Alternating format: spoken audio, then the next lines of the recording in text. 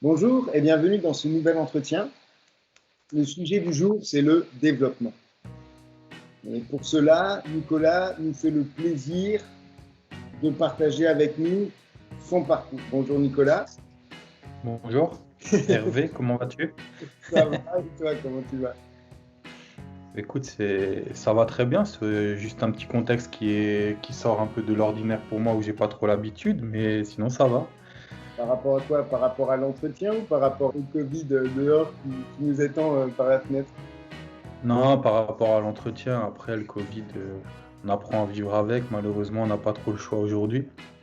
Mais plus l'entretien, c'est un peu perturbant, mais bon, C'est on va s'y inédit. faire. La présentation te revient de droit, alors vas-y, parle-nous de toi.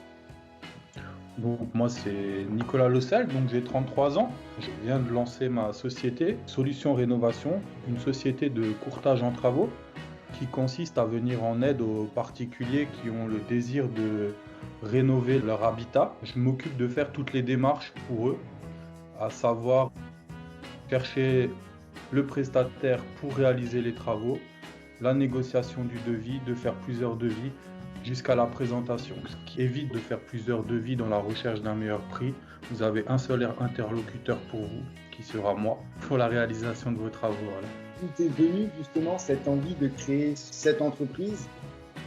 Ça fait des années maintenant que je suis dans le bâtiment. Il y a 2 ans, qu'en 2018, j'ai eu un accident qui m'a tenu immobilisé à la maison. Et recentré sur moi-même, j'ai commencé à regarder pas mal de reportages et je suis tombé dans ce métier, à savoir que c'est un métier qui existe déjà, j'ai rien inventé du tout. Ça faisait des années déjà que je cherchais une opportunité d'apporter mon savoir aux personnes. Mhm. Et aujourd'hui, je pense que le courtage est la meilleure façon de faire ce que j'aime, à savoir être commercial dans le bâtiment. Donc la rénovation d'habitation, c'est ce que j'adore. Donc aujourd'hui, je peux apporter mon savoir que j'ai acquis au cours de ces années pour les particuliers. Après, j'ai un peu peaufiné, j'ai rajouté ma sauce de mes expériences et des personnes avec qui j'ai travaillé, donc pour ajouter un peu ce qu'ils m'ont appris aussi. Du coup, j'ai décidé de me lancer.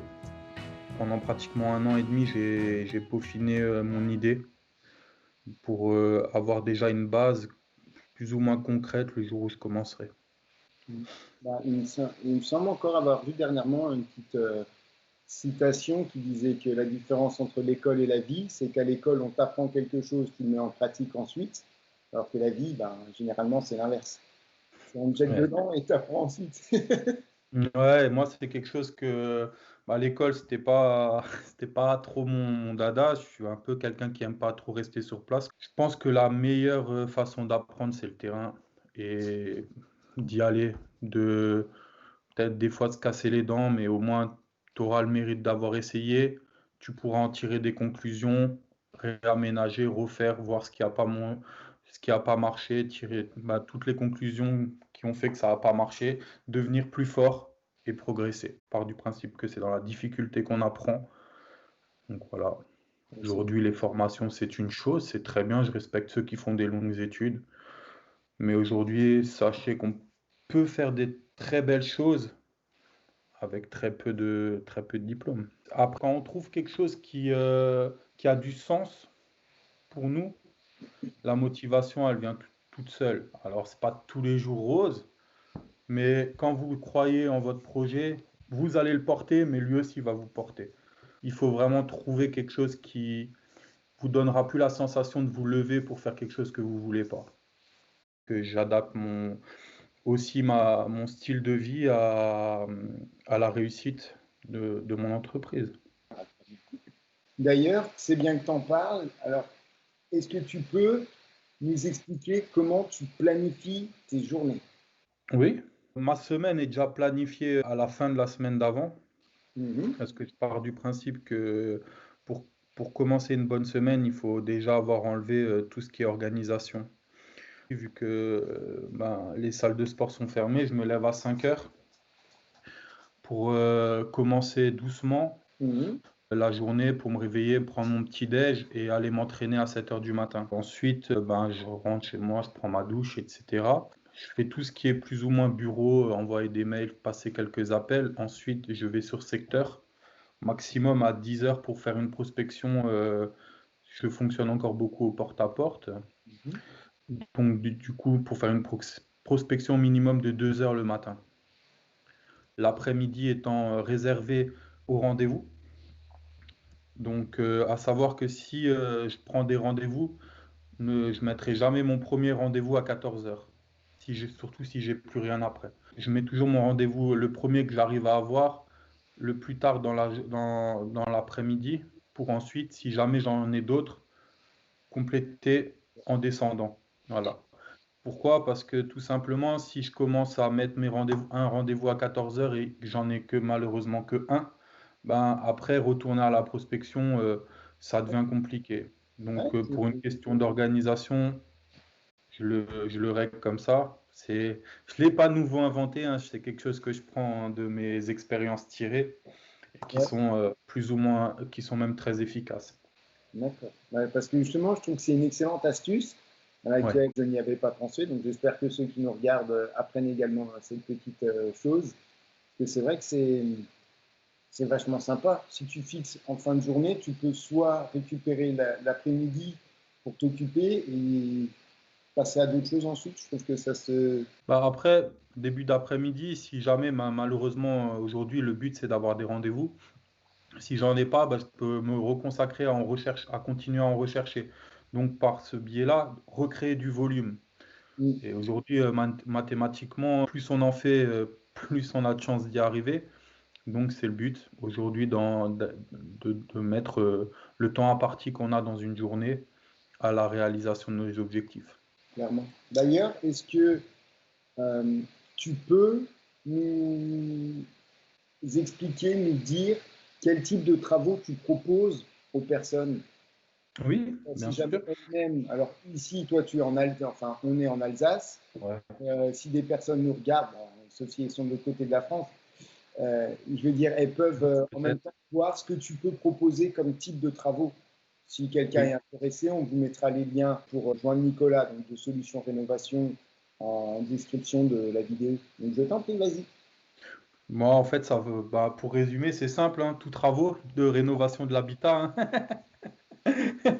Ah, mais bah, en fait, ça peut aller de la couverture de la maison, donc la toiture, en passant par l'isolation, peinture intérieure, carrelage, sanitaire, électricité, menuiserie, donc porte d'entrée, fenêtre, porte de garage, clôture, balustrade, portail, euh, Aménagement extérieur, tout ce peut-être. aménagement extérieur, tout à fait. Bon, en fait, tout ce qui se réfère à la rénovation et au bien-être aussi L'amélioration de l'habitat, je suppose. c'est ça, c'est Ouais, ça. génial. Bah, Donc, à savoir qu'aujourd'hui, avec j'en profite, hein, avec les mesures gouvernementales, je travaille aussi avec des sociétés RGE, donc reconnues garants de l'environnement, pour vous faire aussi bénéficier des aides de l'État qui sont mises en place et qui seront très belles. Donc, ils ont vraiment fait encore de nouveau une belle évolution à ce niveau-là. Donc, pour améliorer votre bien-être et votre consommation aussi. mm, À savoir aussi que je travaille qu'avec des artisans de la région, hein, donc qui n'ont pas les moyens, entre guillemets, hein, de se payer des services commerciaux. Donc, ça leur permet d'augmenter leur chiffre d'affaires également et ensuite de se faire connaître. Voilà. sûr. Et alors, je vais aller un petit peu plus loin, mais justement, je pense que ton but, entre guillemets, final serait de faire une espèce de franchise pour te développer en national, voire à l'international. Ou bon, je pense qu'on voit déjà très loin, mais à ton sourire, Ah, tu vois un on peu. est pas loin. Tu sais, tous les jours, je me bats avec mon esprit Hervé pour pas toujours penser trop loin et réussir déjà ce qui est aujourd'hui, mais c'est une bonne chose. Il faut aussi partir du principe que dans la vie, si tu veux accomplir des choses, il faut toujours programmer court, moyen et long terme. Alors effectivement, à long terme, le Graal serait d'être connu déjà dans toute la France et pouvoir éventuellement de créer des franchises, effectivement. il y aura beaucoup d'eau qui aura coulé sous les ponts d'ici là. Et ça sera peut-être dans quelques années. Et on va toucher du bois pour qu'on y arrive. Déjà, sortir des débuts avec une crise enfin une crise, mais enfin une crise sanitaire comme on vit actuellement, ça sera déjà beau. On pourra ensuite faire des autres plans, mais c'est vrai, tu as raison, ça serait un but ultime aujourd'hui.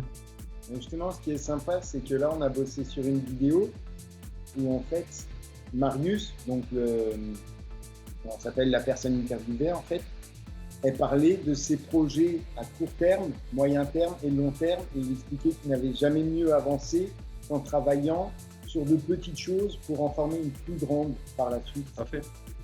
Tout à fait. Mais c'est le but d'une construction. On construit toujours sur des bases solides.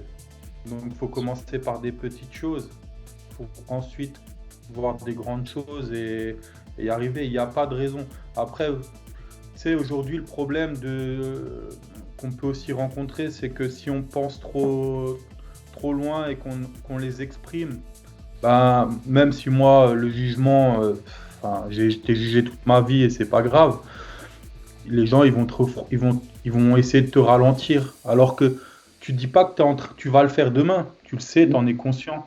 Bien sûr. Mais tu es juste en train de leur exprimer une volonté d'aboutir à quelque chose de plus grand ensuite. Et en fait, c'est un peu le principe de l'entrepreneuriat aussi. Je pense que tu fais pas juste ça pour rester petit. Après, il y a des gens, ils ont envie de rester petits. Je respecte tout à fait leur choix. Après, aujourd'hui, moi, c'est pas mon but. J'ai déjà d'autres projets, effectivement, aussi qui restent dans ma tête, mais Mais je pense aussi que, alors là, on va aller un petit peu plus loin. Je pense pas que ce soit la peine qu'on s'écarte autant, mais tout dépend de l'accompagnement que tu as autour de toi. C'est-à-dire, pour simplifier, un bon comptable, de bons collaborateurs, les artisans avec lesquels tu travailles, s'ils sont sérieux, tout joue dans la balance.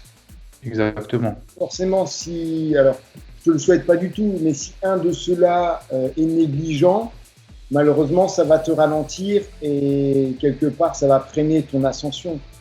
Donc, il y a certaines personnes, je pense qu'à force de prendre des petites baffes par-ci, par-là, elles se ralentissent toutes seules. Enfin, elles se disent, bon, ben, j'en reste là, c'est bien pour le moment, c'est peut-être pas la peine d'agrandir tout autant. Non, c'est clair, mais de toute façon, je respecterai toutes les personnes, même ceux qui se lancent pas dans l'entrepreneuriat, mais toutes les personnes qui font en sorte de se débrouiller dans la vie pour améliorer leur vie. Ça, moi, je respecterai toujours, donc je me permettrai jamais de critiquer une personne qui a pas envie d'augmenter. C'est son point de vue, elle a ses idées et je les respecte. Après, tu as mis le point sur quelque chose de très important. Effectivement, le cadre dans lequel on se lance aujourd'hui, ben, moi, j'ai eu de la chance de connaître des personnes, mais je travaille essentiellement avec des gens que je connais. Bah, là, j'ai un ami, par exemple, électricien, qui m'a présenté tout un groupe avec lesquels il travaille déjà depuis des années. Et l'avantage qu'il y a par SAP, c'est des métiers, lui, il est électricien, un carreleur, un plaquiste, un peintre en intérieur. Tu vois, donc eux, ils ont l'habitude de travailler ensemble. Et pour le confort du chantier aussi, c'est très important. Parce que ce que je veux aussi sur mes prestataires avec lesquels je collabore, c'est qu'ils se sentent bien. Parce que s'ils se sentent bien, ils feront du bon travail et ça se ressentira chez le client. Tout le monde sera satisfait et c'est le but. Et aujourd'hui, c'est ce que je cherche aussi c'est pour ça aussi que j'ai créé Solution Rénovation. C'est vraiment pour revenir à une entraide, en fait, de tous se tenir par la main et de s'entraider pour avancer ensemble. Alors des fois, il y aura des chemins qui vont se séparer, c'est la vie, c'est comme ça. Mais tant que tout se passe bien et qu'on arrive à chacun à se pousser et à monter, ben, moi, j'en serai que plus heureux. Au-delà de l'aspect pécunier qu'une société peut générer. De toute façon, au début, on ne parle pas d'aspect pécunier parce que c'est pas encore... voilà. Ça, c'est que à la télé ou dans la tête de certaines personnes. Ah, t'es patron de société, t'es gérant de société, t'es riche. Non, d'abord, avant ça, faut enlever beaucoup de sueur et faire beaucoup d'heures. Bah, il y a beaucoup de personnes qui justement, entre guillemets, oublient ce petit détail. C'est que tout le monde a commencé petit et il a fallu à un moment ou à un autre qu'ils triment. Ils ont eu la chance, entre guillemets, c'est ce qu'on te souhaite à toi et à tes partenaires, que tout se passe bien justement pour évoluer et avoir une structure solide et atteindre, on va dire, le dépassement par le développement en fait. Mm. Donc ça, Non, c'est c'est sûr. effectivement une valeur qu'il ne faut pas oublier, mais je pense que les gens Je pense sont... qu'aujourd'hui, on oublie aussi ce que j'ai souligné avant, l'entraide. Aujourd'hui, on l'oublie beaucoup et on le voit avec le Covid. On voit qu'on est dans un monde d'égoïsme. Quand les gens ils se ruent au supermarché pour prendre tout le PQ, tu vois, Ouais, c'est malheureux, c'est, mais c'est vrai. c'est de se dire que moi, des fois, je me dis, j'aimerais pas être en temps de guerre avec ces gens-là. Je peux pas, tu peux pas. Eux, ils t'auraient balancé en 39-45, c'est tout, tu vois. Et alors que il faut revenir à une simplicité et à une entraide. C'est important. Et moi, ma société, je l'ai créée que par le biais de gens que je connais, hein. Ma mère, elle travaille dans une grande agence de pub. D'ailleurs, celui qui m'a designé mes flyers, mon logo, c'était un collègue à elle, donc qui travaille encore et qui fait du super travail. Et que je remercie d'ailleurs. Si tu veux, Le en contact. clin d'œil, on peut mettre les liens de tes différents partenaires également en description. Avec plaisir, avec plaisir. Voilà. Et ensuite, le comptable, c'est pareil, c'est l'ancienne comptable de la société où travaillait ma mère qui m'a donné le contact du comptable avec qui je travaille actuellement. Donc, tu vois, c'est que des... Et j'essaye de rester vraiment dans ce cercle. Et je trouve ça important. Tu vois, le designer, il m'a donné aussi le contact d'une juriste avec laquelle j'ai travaillé pour mettre en place mes contrats. Tu vois, donc tout s'est goupillé juste en discutant avec des gens. Voilà, dans un cercle restreint et autour de moi. Tes paroles, je les trouve vraiment encourageantes et c'est très porteur et je te souhaite vraiment tout le meilleur du monde. Ouais, merci. Et c'est là aussi, par rapport à ce que tu disais avant, par rapport à une certaine forme d'héroïsme et de partage, enfin ce partage, c'est une certaine forme d'héroïsme que l'on perd, selon moi. Et ça me fait un peu penser à une chanson qu'il y avait lors du premier confinement, tu sais, avec Soprano, qui parlait de ces héros de tous les jours, comment leur dire merci, là où tous les gens, en fait, ils applaudissaient par la fenêtre et compagnie. On ne se connaît pas, mais je voulais vous dire merci. Si vous savez combien vous avez changé ma vie. Oui, c'est vous qui m'avez réanimé. Et grâce à vous, ma flamme s'est allumée. Et on a tous un jour eu ce moment de magie, croisé ce héros, malgré lui, qui nous a sauvé une vie. Un mot, un sourire, une histoire, et l'espoir fleurit à tous ces héros, malgré lui. Je voulais leur dire merci. Je voulais leur dire merci. Je voulais leur dire merci.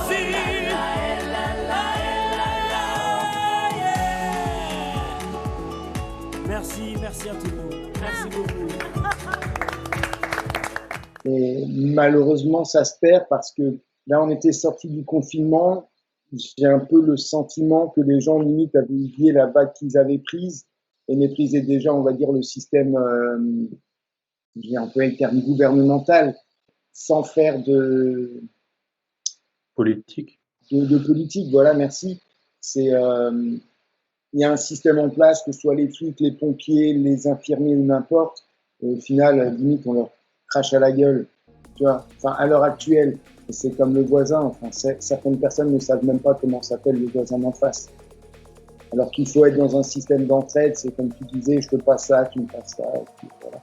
Mais tout Non, ça, mais tu sais, on peut contrer un gouvernement comme ça aussi, hein, et améliorer notre vie grâce à ça, hein. C'est des choses simples. Mais tu vois, nous, on est en Alsace. Le problème que moi, je rencontre beaucoup dans la rénovation, vu qu'on est un pays frontalier, les gens, ils appellent beaucoup les sociétés allemandes. Mais l'inverse, ça n'existe pas. Est-ce que tu as déjà vu une entreprise allemande, enfin, des personnes allemandes appeler des Français pour travailler chez eux. Moi, en rénovation, je ne l'ai jamais entendu. Hein.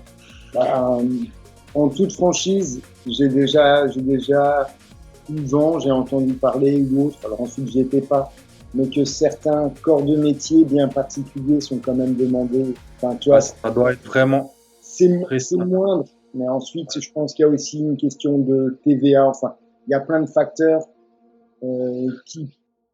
Alors, niveau taxes, on est d'accord que les Allemands sont moins taxés que nous, on est totalement d'accord. Par contre, au niveau des termes de garantie, on n'y est pas du tout. Parce qu'il faut savoir que pour avoir les garanties décennales, si je me trompe pas, il faut avoir une société immatriculée en France. Donc les garanties ne sont pas du tout les mêmes entre la France et l'Allemagne. Après, aujourd'hui, encore plus aujourd'hui, il faut vraiment que les gens qui aient des projets sollicitent les artisans de chez nous, parce que c'est leur donner un coup de main.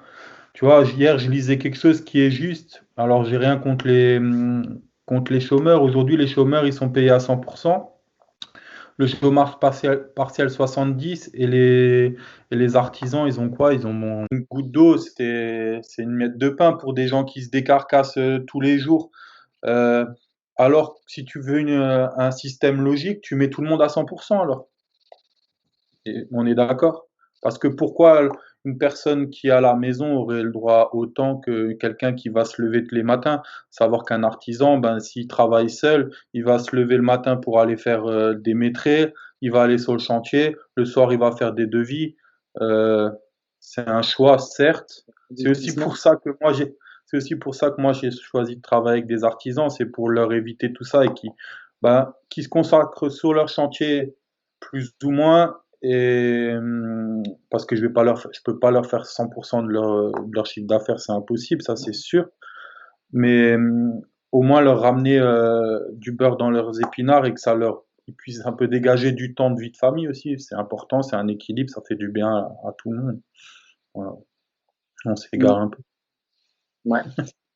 Avant, par exemple, tu parlais de commencer ta journée avec du sport, enfin par du sport, et qu'ensuite tu fais du porte-à-porte. Est-ce que tu ressens une grosse gêne par rapport justement au Covid? Là, avant, tu as parlé des salles de sport qui sont fermées. Est-ce que toi, comment tu fais ton sport? Est-ce que quand tu démarches, tu as une façon de faire avec le masque Alors, dans un premier temps, moi, j'adore le sport. À savoir que après, chez moi, ça m'intéresse pas. Moi, ce que j'aime, c'est l'ambiance de la salle. Même si j'y vais à 7 h le matin, il n'y a pas grand monde. Bah, tu te déplaces déjà, tu as toutes les machines. Voilà, tu sais quoi faire.